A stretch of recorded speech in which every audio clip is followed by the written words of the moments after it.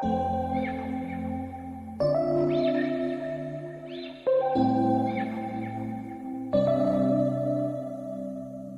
we met, I can tell by your smile.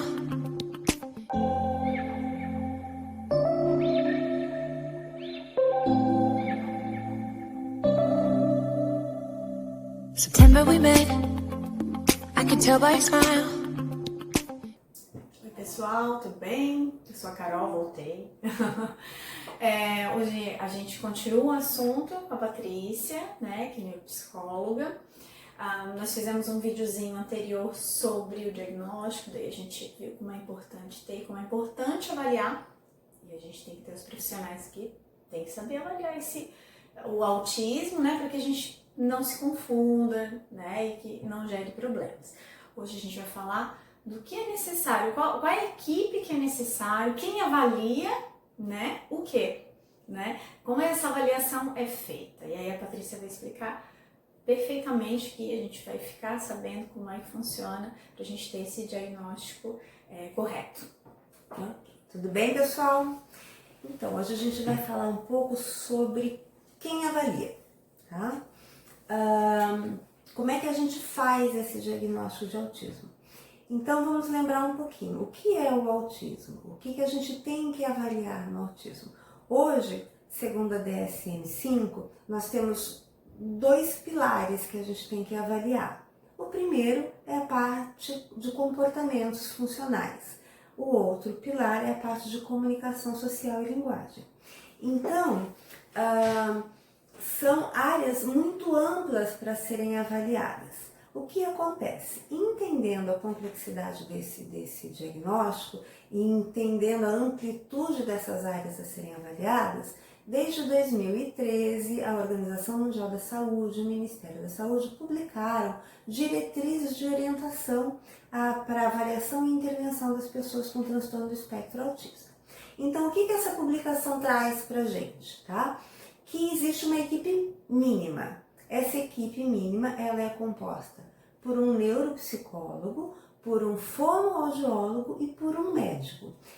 Em 2013, a gente teve ali nessas diretrizes a orientação de que os médicos poderiam ser pediatra, neurologista, psiquiatra, e isso teve uma publicação um pouco mais expandida em 2014, referendo de novo, fazendo referência novamente a essa equipe mínima, tá?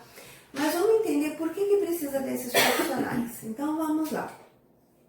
A parte comportamental, o neuropsicólogo avalia com a intenção de identificar realmente quais são os causadores de disfunções comportamentais. Então não basta eu achar que é autismo, né? Eu tenho que ter certeza de que aqueles comportamentos são mais bem explicados por um quadro de transtorno do espectro autista.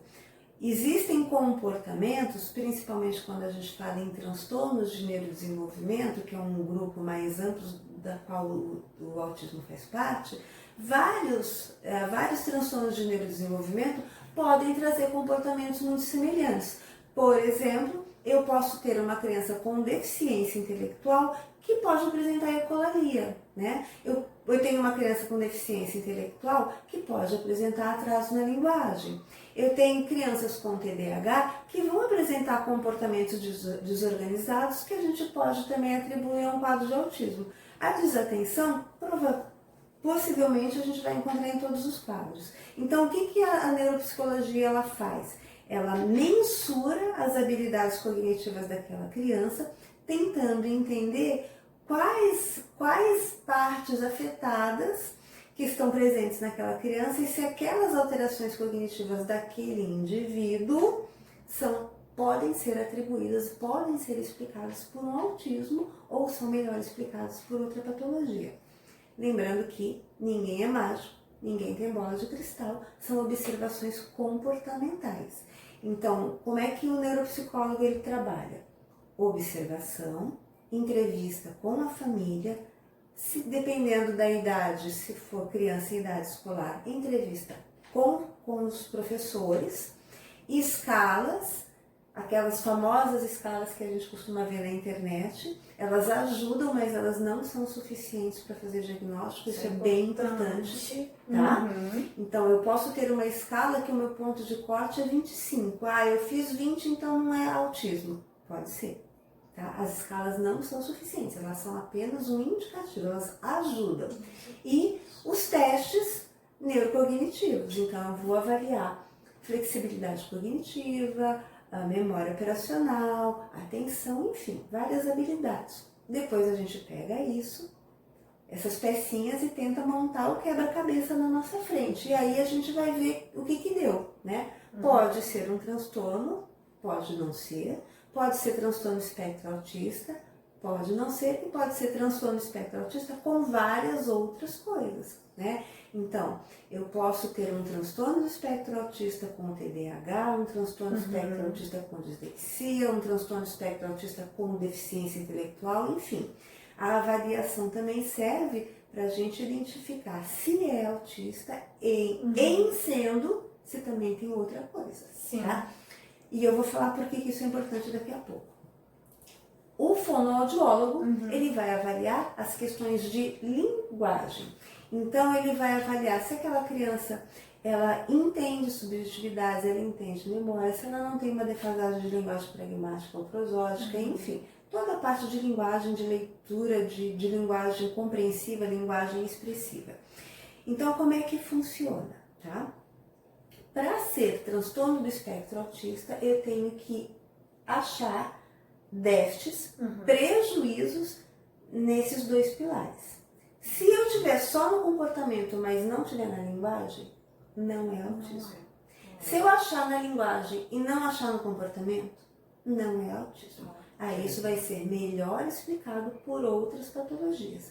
Por isso que a equipe precisa ser muito especializada, ela precisa conhecer muito, entender que todos os instrumentos que a gente tem à disposição e saber dominá-los muito bem. Juntando tudo isso, é a experiência e a observação que vai ajudar depois ao médico, né, fazer o diagnóstico. Então, a avaliação neuropsicológica e a avaliação de linguagem é que vão dar suporte para o médico, né, para fazer o laudo e entrar com as intervenções necessárias, que pode ser medicamentosa ou não. Esse médico é o psiquiatra?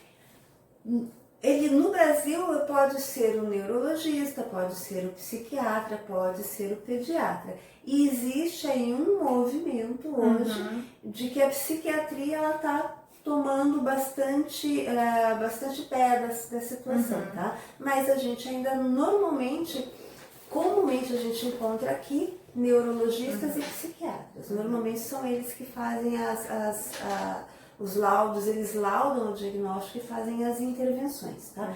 De qualquer maneira, é esse profissional que vai acompanhar a criança ou adolescente ou adulto ao longo da vida, porque o autismo, ele é uma montanha-russa. Hoje a criança está bem, mas daqui a 6 meses, 1 ano, ela pode se desorganizar e necessitar de intervenções diferentes.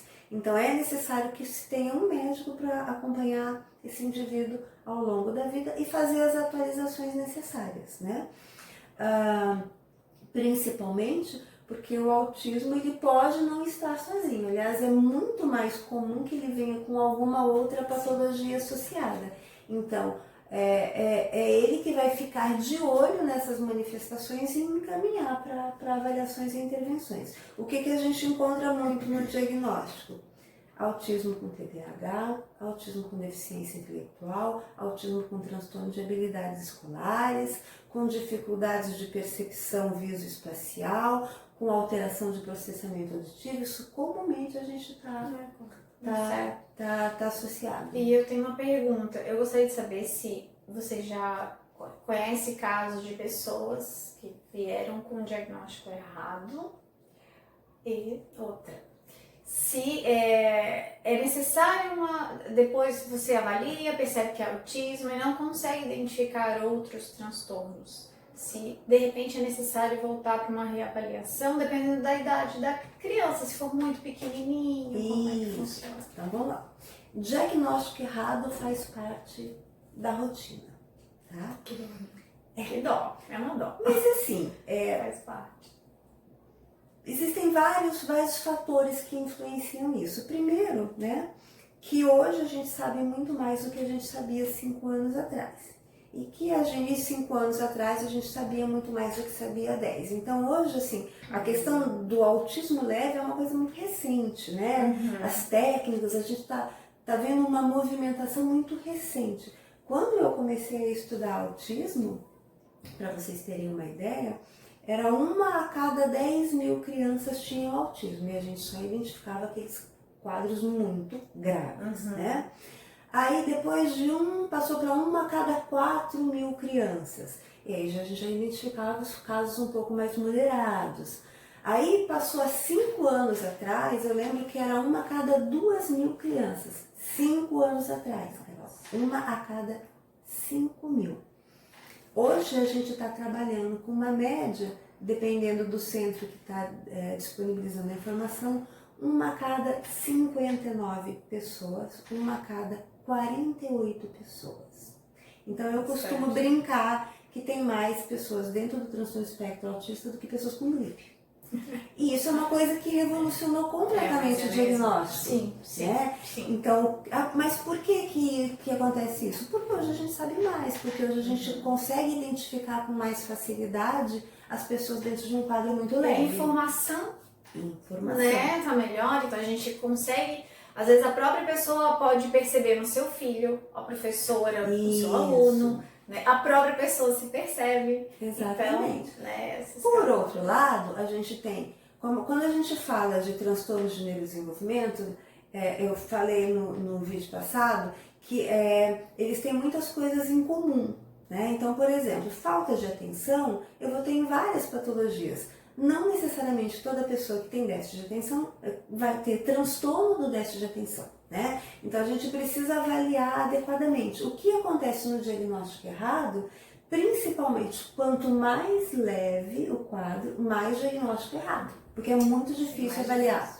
Então o que a gente vê? A gente tem aí criança que chega com diagnóstico de TDAH porque ela é muito agitada. Criança que chega com diagnóstico de TOD porque é muito agitada e é opositora. Tem muitas dessas crianças, na verdade, são autistas leves, mas as pessoas não conseguem identificar. E quando eu falo as pessoas, eu falo não só do público leigo, mas eu falo também de professores, de profissionais, de médicos, de terapeutas, eu falo de todo mundo. Né? Não é todo mundo que realmente está atualizado e consegue fazer um diagnóstico preciso, principalmente os casos leves, né? É muito comum chegar com um diagnóstico de deficiência intelectual, porque a criança vai fazer, por exemplo, vai fazer uma avaliação, né?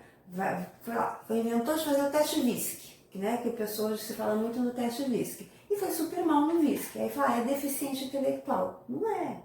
É porque a testagem tem que ser adequada para esse público. A gente tem que saber que tipo de instrumento que a gente aplica. Se a criança ela tem uma dificuldade de concentração, ela tem uma dificuldade de responder, ela não está engajada no teste, lógico que ela vai mal. Então eu não posso me basear em um teste de inteligência para dar um diagnóstico, né? Sim. Existem até alguns estudos, Carol, que dizem assim que 70% das crianças que têm diagnóstico de deficiência intelectual, 70%, na verdade não são.